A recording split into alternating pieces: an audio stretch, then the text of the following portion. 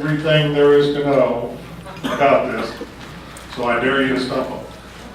Okay. Julie Clancy is our presenter today, and she's been started out as a clerk in a small office, PTF clerk, and became a postmaster in 1991, made the mistake of raising her hand and became the HR specialist on this particular site. So if you just give her the cooperation at first and then start hitting her with questions, I think we'll get done what we need to get done. So please welcome Julie.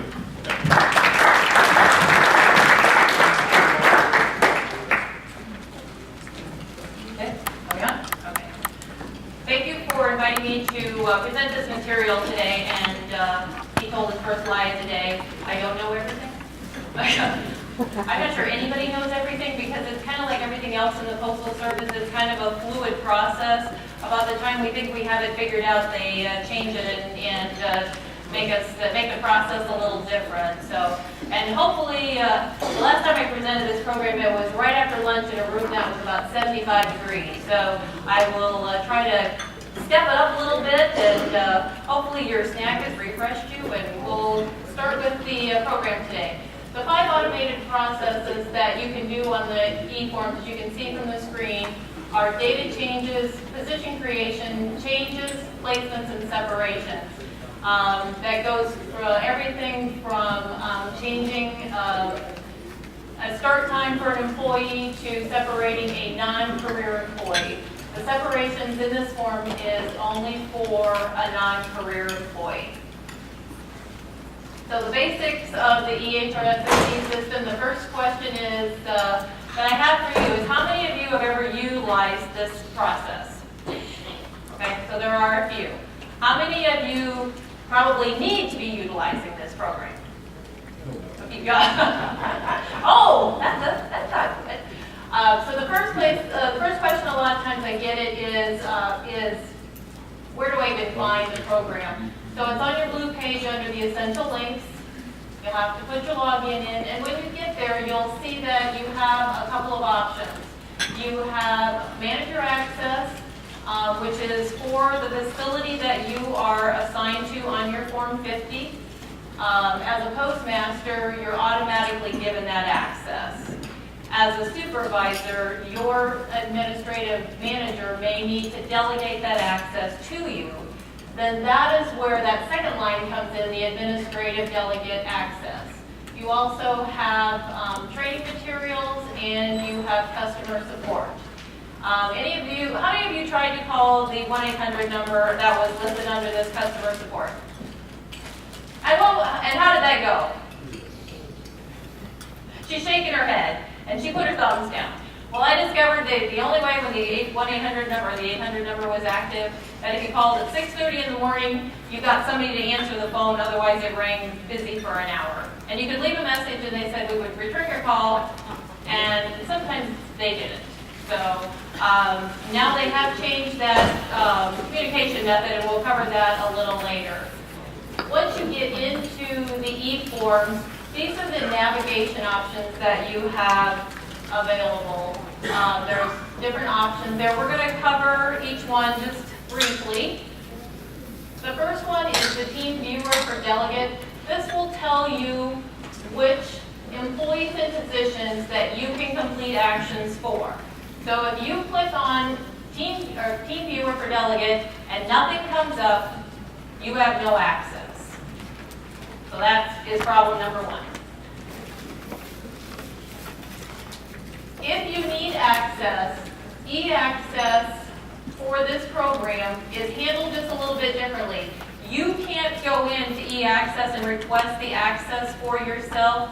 Your manager will need to go in to e-access, go to the request access tab, and then down here on the bottom where it says HRSSC Administrative Delegate, they will go in there and assign delegation to you for the employees and positions in the org units that they want you to have responsibility for. So it is, and we have discovered that some of the MPOs in the area, when they first went in, they didn't realize that this little link was down here. So what they would do is they actually delegated not the EHRSSC delegation, but I opened up my to-do list one day and I had all sorts of things to approve, e-buys and e-access approvals for all sorts of things. So they hadn't just delegated e-access, they had delegated me all of their responsibilities. And I called them and I said, thanks, but no thanks. I think you can have that back. Once you open the next item here is the to-do list and process overview. This is something that if you have HRSSC access, you need to monitor this to-do list. If there's something listed on the to-do list, it means you need to do something. It could be an action that you need to finalize, or it could be something that you, position change that you sent up to the center and they returned due to incomplete information, or there was already a duplicate action in process. So anytime there's something in that to-do list, you need to make sure that you follow up on it. When you open the to-do list, you have 4 different tabs. The one that I deal with the most often is the tasks. It's anything there, tasks for resubmission, tasks forwarded to someone, tasks in process. All of that information is on that task bar.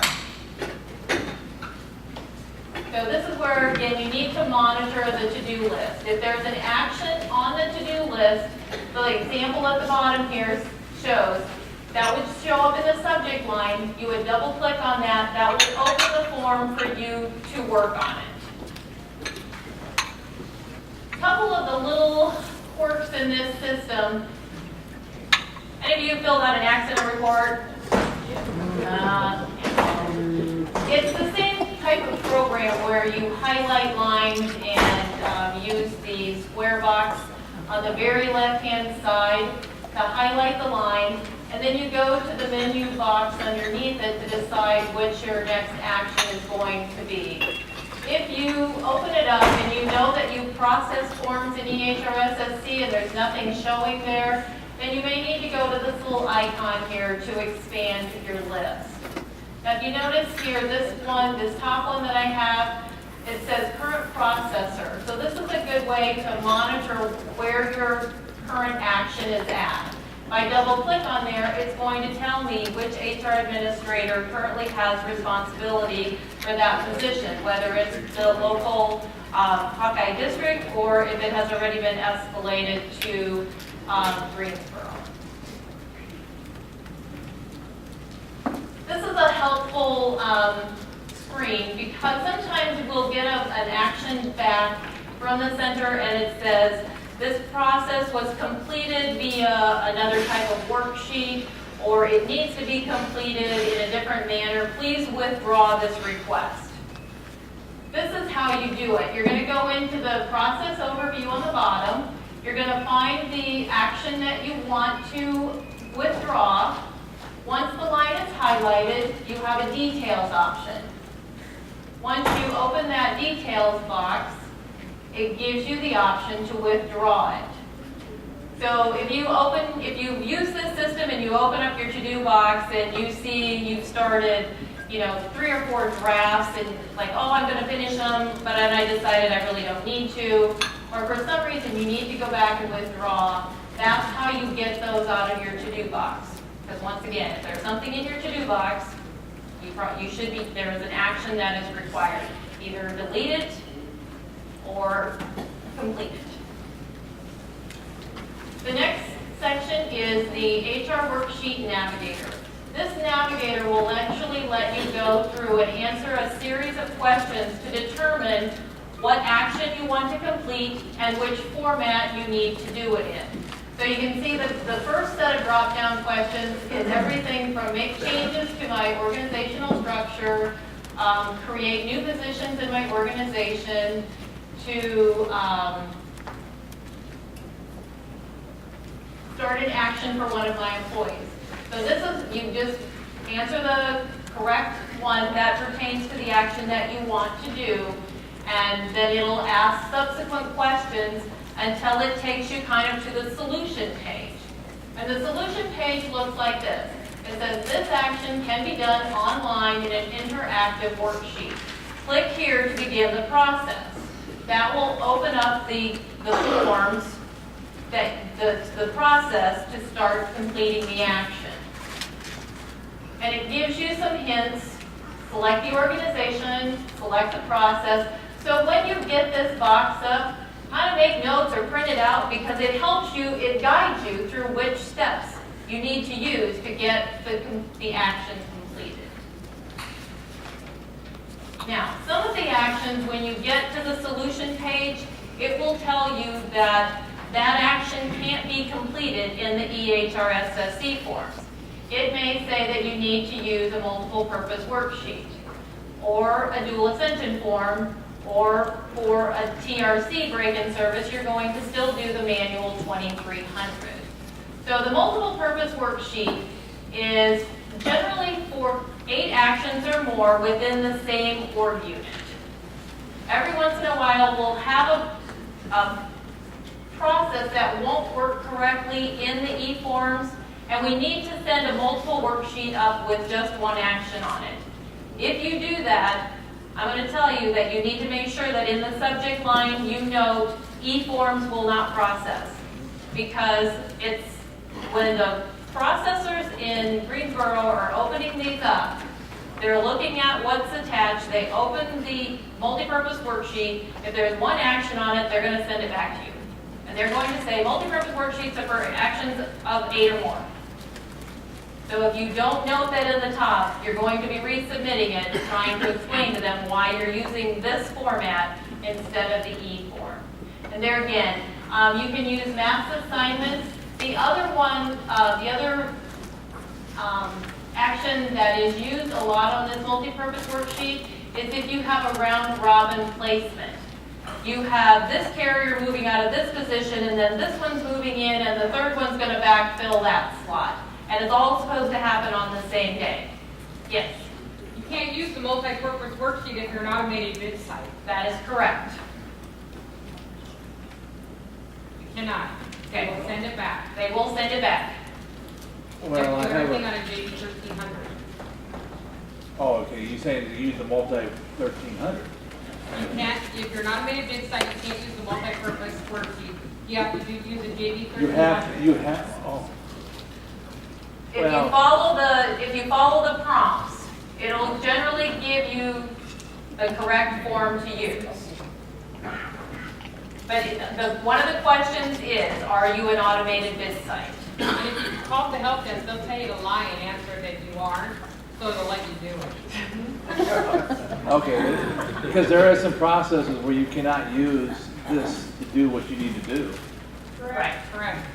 Generally, there a lot of the forms, when we get to the instructional material, I'm going to show you the page, that it tells us exactly which forms have been replaced by the automated worksheets and which ones they still want the JD 1300. But if you have a situation where you're not automated and you're doing a round robin, that is submitted on the multi-purpose worksheet. Okay. So the next option is to start a process for an employee. After you've manipulated this program a little bit and you've gone through the navigator and you've answered all the questions, it's going to say, we're going to start a process for an employee. So I'm to the point where I know that if I'm going to move an employee from one job to another, I know that it's start process for employees, so I can bypass the navigator. So it takes you direct to the steps for the employee. Now, one of the little tricks in here is to make sure that you're aware that these drop-down boxes here, always watch these drop-down boxes, because that's one of the questions I get a lot. They say, I can't find my employee. So then I ask them if they're using the drop-down box. If they go to employee search, that will give them the option to type in the employee's EIN number.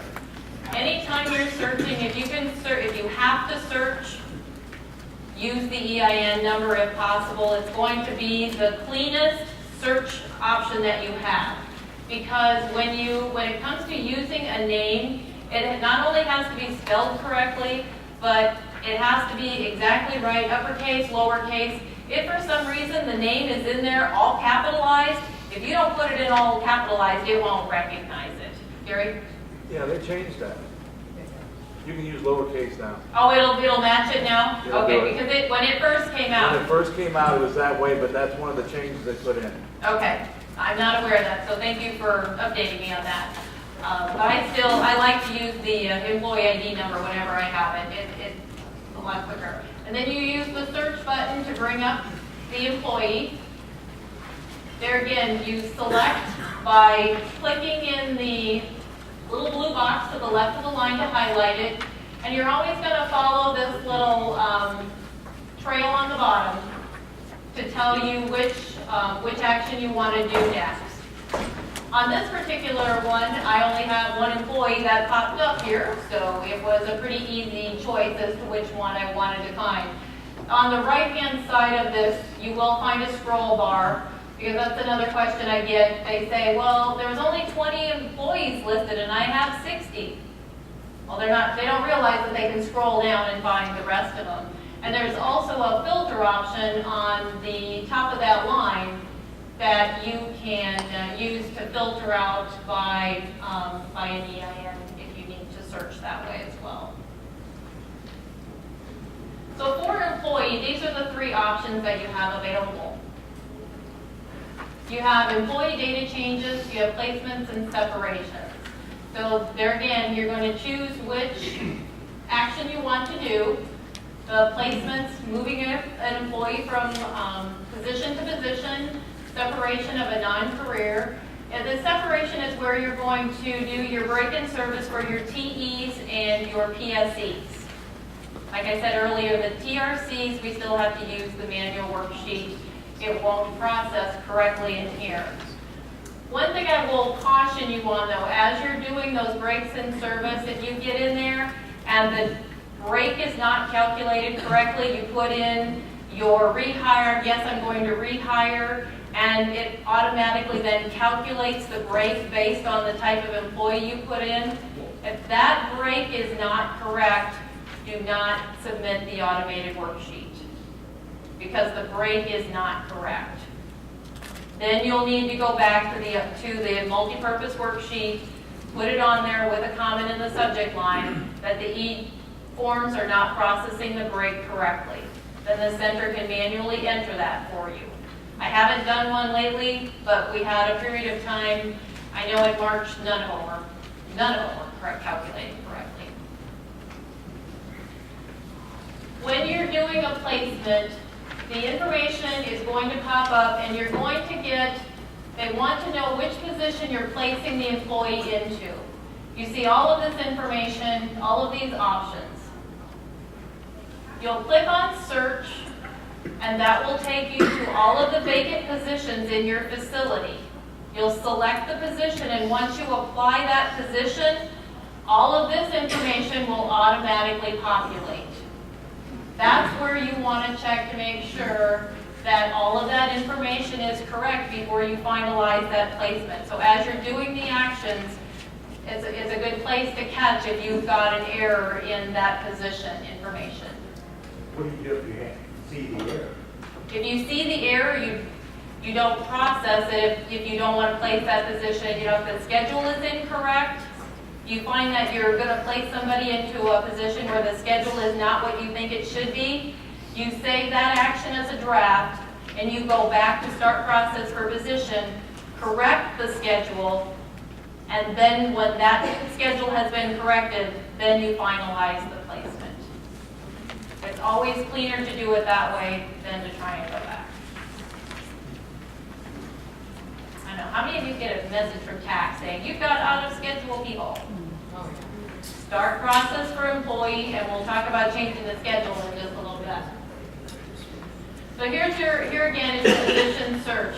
If you click on just the org unit that you have in your list that comes up, and you go to the bottom and double click on next step, the only option you're going to get is position creation. And there again, people call and say, it won't let me change a position, it just lets me create a new one. In order to do a position change, you have to search by the individual position ID, and you have to find that in the system before you can make the changes. So that's where you go to the position search box, and that will bring up your list of positions.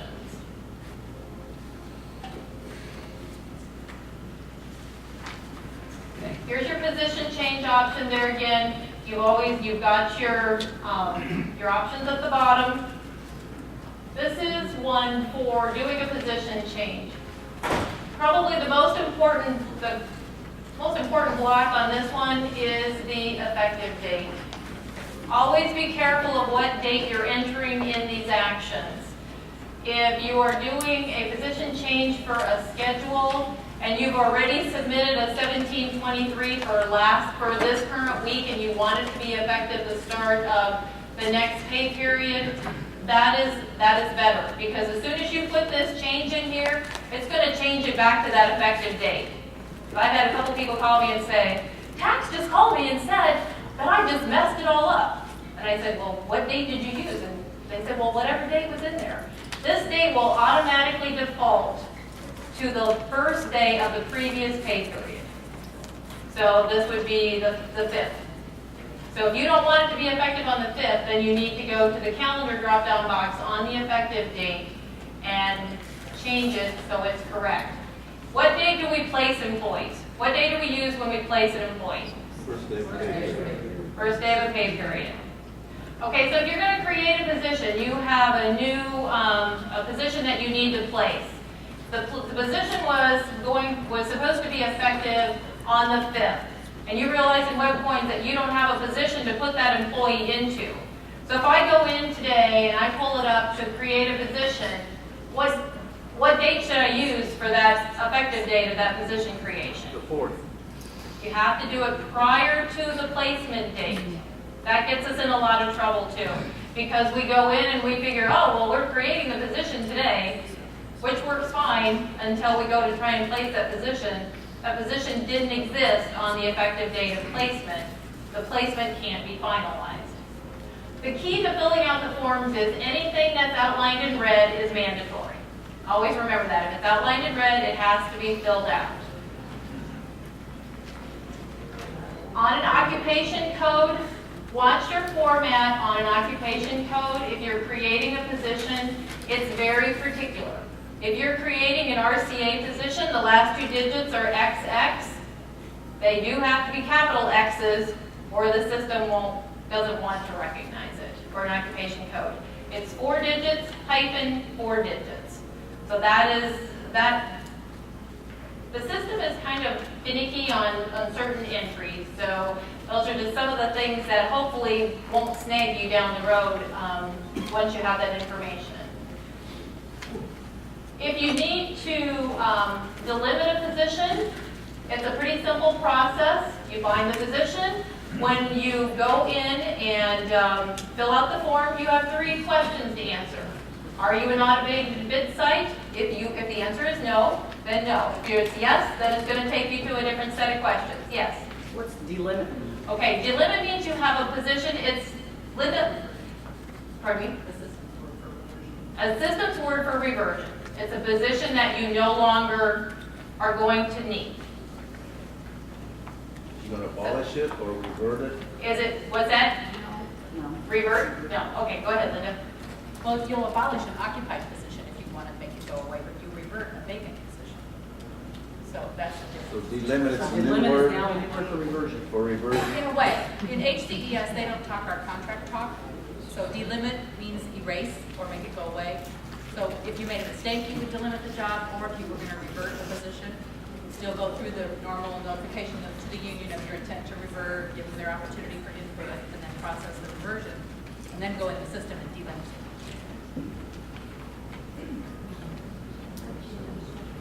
But when you notify the union, it's telling you revert. Yeah, if you're going to, if it's a position that the union needs to be notified, that's one of the steps that needs to be completed before you take it off the books. And when you enter a phone number, it just wants digits. It doesn't want brackets, it doesn't want hyphens, just digits. No, you have to use brackets on some of them. For telephone number? Oh, no, I never enter a bracket Yeah, I was doing something the other day and I did. just Oh, say- you're kidding. And it said, It's, must use proper format or something for your phone number. I just put the digits in and hit enter, and then it formats it the way it wants to, and then I hit the next step, so. And then the limit is very, very short, so it's just, answer the 3 questions after you've done all the proper paperwork and notification, and answer yes to the limit. It takes you down to the phone number section, and you can submit the form.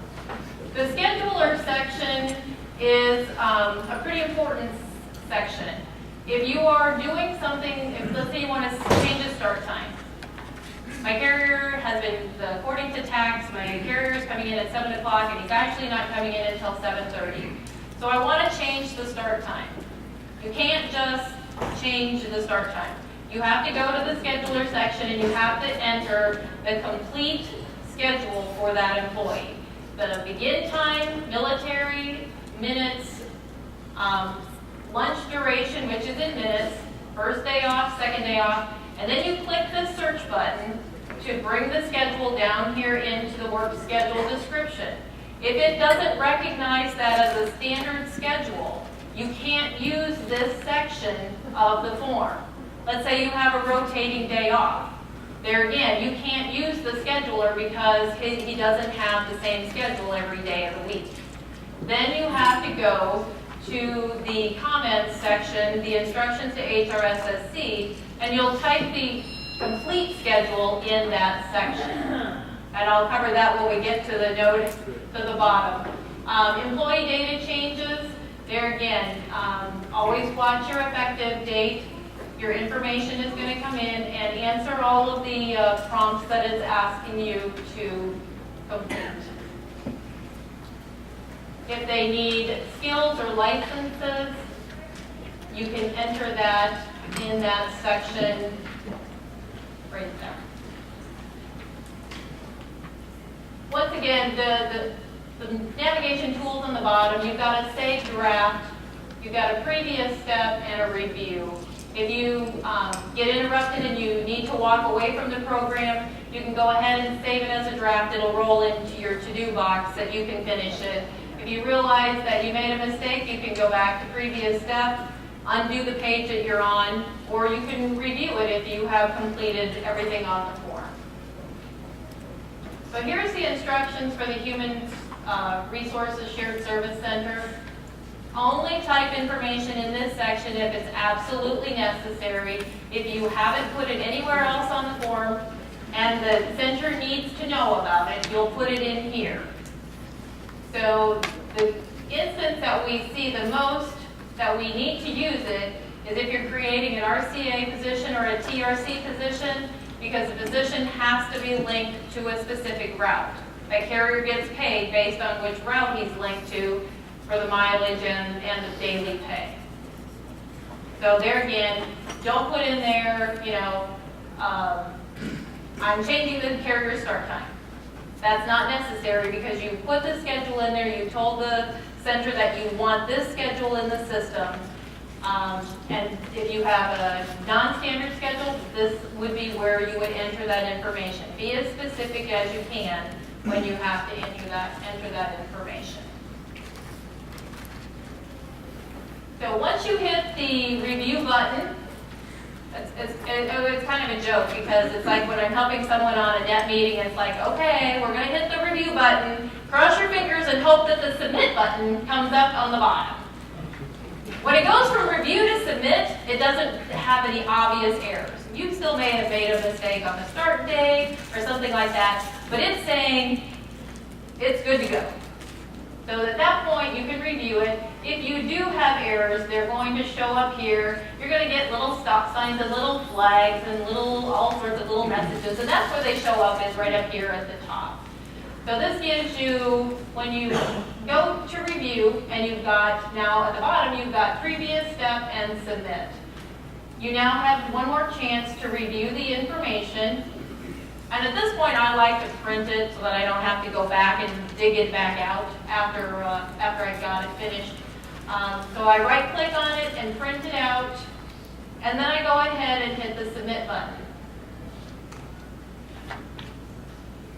Just a review on the top, you do have the roadmap that you can use. It's telling you to select your object, your process, fill out your form, review and submit. I personally like the one on the bottom. It's kind of a personal preference, but you do have two different options of how you want to navigate through the forms. Once you hit, there's a point where you get a message to come up and it says make changes. You go to try and change it, and you'll have the option to make changes, because without clicking that make changes, you've blocked the data in there. I don't have a screenshot of that, but this one shows you the two different navigation tools. Once you have submitted it, this is always the good message, kind of like anybody that's walked somebody through the USPS.com postal application online. Your application has been sent and you go Yahoo. And here's the reference number that comes up. You will want to record that on your documentation, because when you get the auto reply email from HRSSC, it doesn't say your city carrier position for Route 3 has been created. It says your position creation for reference number 1277000 has been created. And then you're going back thinking, all right, now which one was that for? So you do want to make sure that you keep track of those reference numbers so that you can find what you're completing. This section of the form, I just want to point out that if for some reason that form ends up back in your to-do list, this is where you want to go first. Because if it came back, they're going to type the reason why they sent it back in this section in the bottom. So it may be that you are missing information, you may need to clarify something, or it's a duplicate action and please withdraw it. So that's the section that you want to monitor if it does end up back in your to-do box.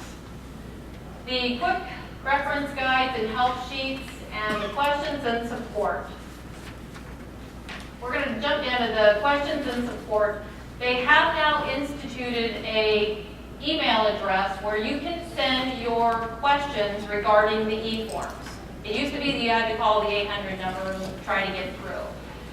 This email address, though, they have really requested very heavily that when you submit something to this email address, it should be basically a screenshot of the error messages that you're getting, a screenshot, control, print screen, print it on, put it in your email, so that the sender can see what error message you're getting.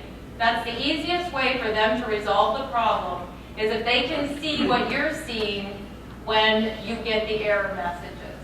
So that's the email address that you use for that.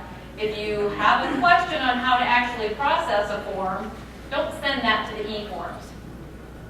If you have a question on how to process something, you want to go to the help guide, the quick guides, and the help sheets. When you click on the link for the instructional material, this is what comes up. And you'll have links on the side for instructional material. It gives you, like I said earlier, all of the information about which forms to use, which ones not to use, and then your instructional materials. These materials are excellent. They do have screenshots to help you get through them. The quick reference guide is just that. It's a basic overview of how the process is completed. But these are very specific. It tells you about if you're going to change a seniority date, if you're going to change an unassigned reason, if you need to create a position. There's a guide for each of those instances, and they're very helpful. Unfortunately, a lot of us say, I don't have time to read all of that material. But if you're struggling with it, it's going to be quicker to open the quick reference guide than it is to probably going to be finding somebody that has the answer. I can answer a lot of questions. In the larger facilities, I sometimes run into things that I've never dealt with before. But the basic navigation of this program really isn't that difficult once you get in and you experiment with it a little bit. You can go in and you can do whatever you want to. You can create a position. You can place an employee, as long as you don't save it as a draft or submit it, you can play with it as much as you want. You can't hurt anything.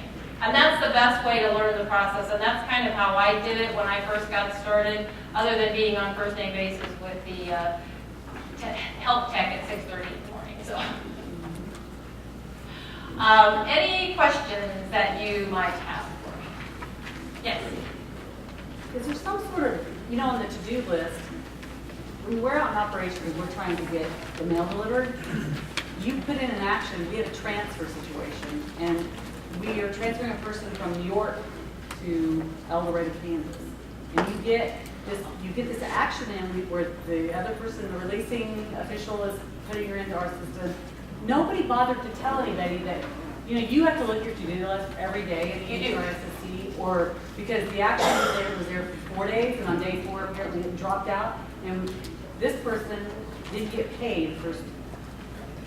Because we had to start the whole process over again. And it's been like, there is no sort of SOP or anything that, the field. In the Hawkeye district, what we have told the managers is if you are placing an employee into another facility, you will send them an email, preferably pick up the phone and tell them that you have started the process. Because you're exactly right. And I think this morning there was some information about changing where that process goes.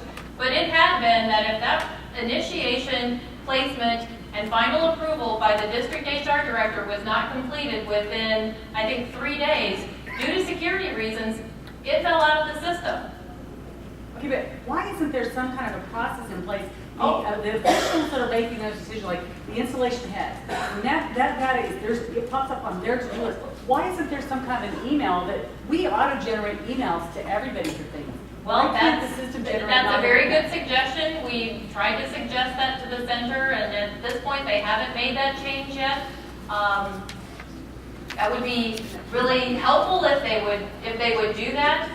Linda, when you have been on the phone next week, that might be a suggestion to that we can pass up the line. I think you would eliminate some, like, starting on the system because people don't realize it's there to do, and when you're out doing the mail and stuff, Right. you got 50 other things you're doing at the same Exactly. hour. You're not looking, I gotta go in. And it's really difficult when they're coming from a different state, because, like I say, if we're doing it in the Hawkeye district, we pretty much told the managers, if you're placing somebody, please let them know they're coming, so that they know what day that's gonna hit that inbox. Is there any type of SOP for processes that we do when that in this system you cannot terminate a full-time employee. This is this one system that you think you do everything in. No. When you're taking a full-time employee and there's nothing. For 2 days it took me 2 days to figure out this wasn't what I used to get rid of a full-time employee. Part of what, I think if you go back to this page, this first section right up here, it's on the blue page, it's under when you go into the instructional material, this is the page that pops up. It's very specific about what the forms will and will not do. It doesn't, but it's nowhere in there, because I looked. Does it say separation? Because the help desk line Well, just but continues. it says separation of non-career employees. The system will only separate non-career employees. And somewhere right under this should say, this system is not used for career Yeah. employees. Okay, Because well, that's what I look for. Linda, do you want to make up notes for Ben? That would be a That would be helpful, line for me. yes, That's why it's not in there. yes. Is there any timeline when you go into shared services and make a change? The time lag between it shows up in web points and text. No, I'm not sure. It'll show up in HRSSC pretty quickly. But I do know that when you send an action to the center, they have up to 7 days to process that action. Some of them if you're doing just a schedule change on a standard schedule, you might get an email back practically within 5 minutes that is finished. How long it takes for that system to feed into web points and tax and, unfortunately I don't have an answer for the timeline on that. But the other thing is when you're doing these actions, you need to be monitoring your web points to make sure that they're actually being finished. Because we have things that go up and they get hung up. And if we go back to the page where it says processor, and it's been in that processor's box for 7 days, you can double click on that processor box. There's a whole list of emails. Take your reference number, send them an email, and say, you know, if it's outside the 7 days, don't do it before the 7 days are up. But after the 7 days have expired and the action hasn't finalized in the forms, you can send that processor an email and say, you know, this is the reference number. Can you tell me why it didn't finalize? Yes.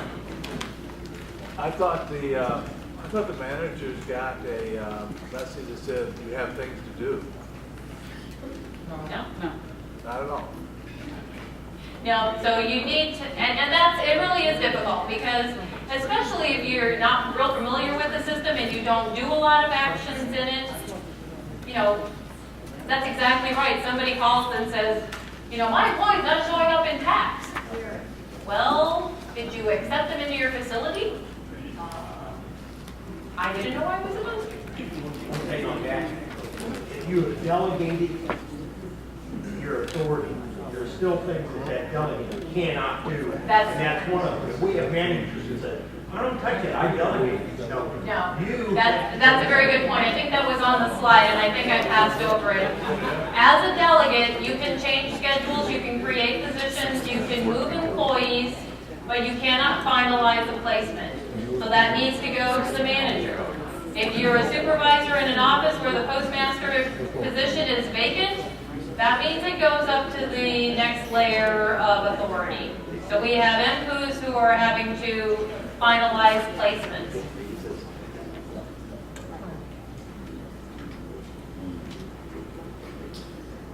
Yes?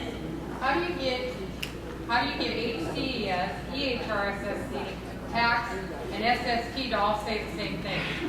If I knew the answer to that, believe me, I wouldn't be doing what I'm doing. I have job comments that are 2 years old in wet coins. HCES shows no job comments, and I try to get job comments put back in, and I hit a roadblock trying to get them put back in. Okay. Linda's going to be our question person here. She has Ben's here next week, and Ben works with the actual programming on this process.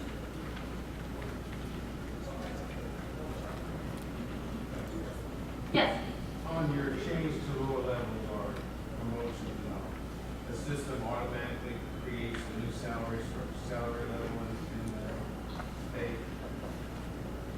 Now, back before the system, and when you did you had a worksheet supposedly created to correct change to lower levels out. You go back to the day that they started at that level. So the system is automatically doing that now. That I don't know. I've not dealt with. That's a little above. It doesn't.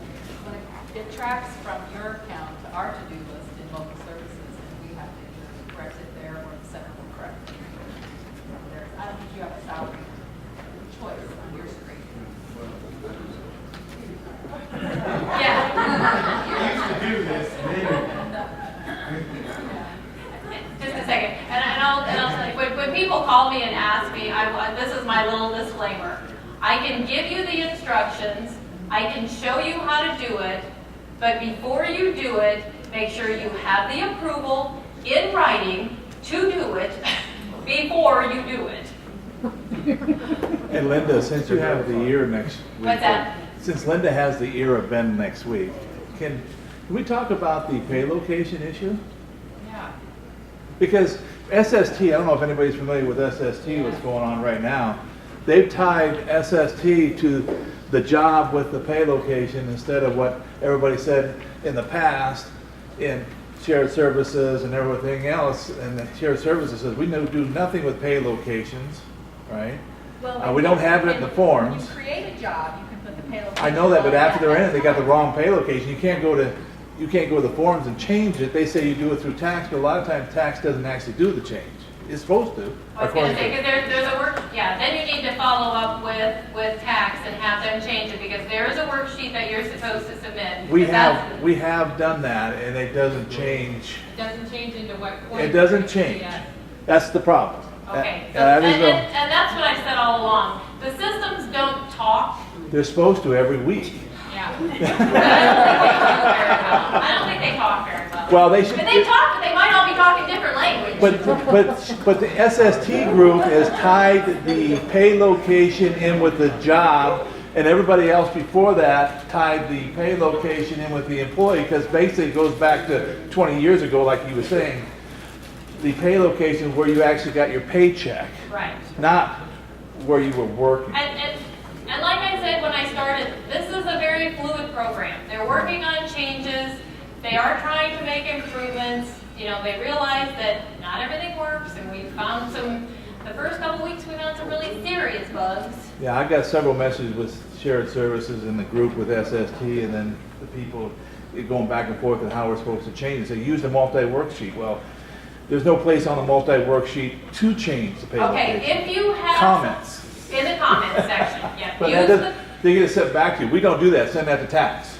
And even if you're sending in a form with other actions on it, and one of the actions is a pay location change, they will complete all your actions and tell you to contact your tax office to fix the pay location, even if they're doing a whole bunch of stuff for you. Yeah, and so that's what I'm saying. We need to Yeah. resolve the issue with the pay location, especially with everything they're doing now with the SST, and they're going to, all you have to do is add a little place over there where you click on and change the pay locations like they do everything else. They told me in HRSSC when I questioned why they wouldn't change the pay location when they were changing other stuff on the same position, and they told me because they would have to cut a Form 50. A pay location? That's what they told, why they wouldn't do it. Or a pay location. Okay. But anyway, I just thought I'd bring that up.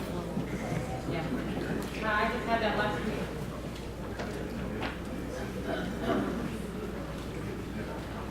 yes, yeah. My favorite Sherman indeed. Yeah. Any other questions that I can help you with the basic navigation of the system? Do you think the little tips there will make it a little easier to process the forms? Hopefully, that was my goal, is so that the little things that catch a lot of people you'll be able to bypass those and make the process a little better. And to be aware to watch that to-do list. Okay. I'm sorry.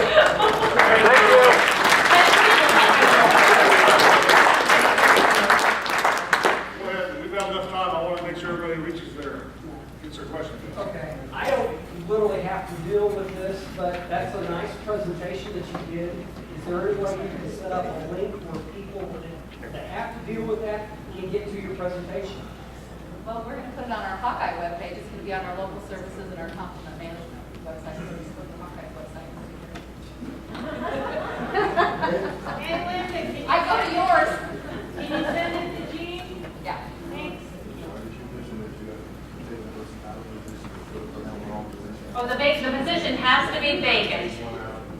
Right, if you're trying to place a person on the same day, we run into the situation that we talked about with the round robin, because the position has to be vacant before you can place a person into it. And we run into it a lot with RCAs. If you have an RCA that is in a leave earning status, you make sure that you get that person out of leave earning status before you try to move them to a new position. And that's done using the leave earning form. Yes?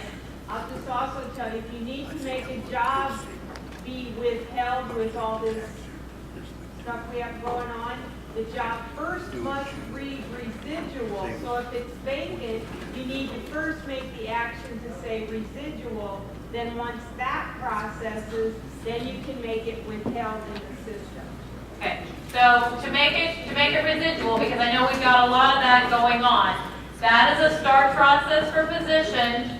It's one of the, after they answer the questions, I don't want to delimit it. It's in that next section right underneath there. There's an unassigned reason or an unassigned block. Then there's a vacancy status. That's where you find your residual, is in that section on the start process for position.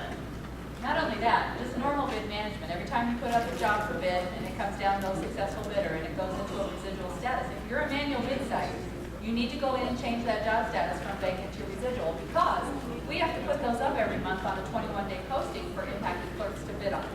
And it has to be in a residual status to go up there. So just normal changing of statuses as your bids flow through the bid process, you need to change that status. But only clerk jobs get changed into residual, right? Or does that carry jobs too? All of them change to residual, only the clerk jobs go up on the 21-day posting, but anytime the clerk or mail handler or carrier job goes unbid, you should change it to a residual status. That's right. Because they won't allow you to place it generally unless it's status. And if you want to convert, if you get the opportunity to convert or you have approval to convert, you cannot put a PTF into that position unless it reads residual. And a lot of people get hung up on that issue as well. So it's every month, after your bid cycle comes down, you need to go into this program and make those changes. It's just, and trust me, if you do it every time you post jobs, 3 months down the road, you're not gonna have this huge headache of trying to remember what happened prior. It's easier to do it right as it happened. Okay, thank you very much.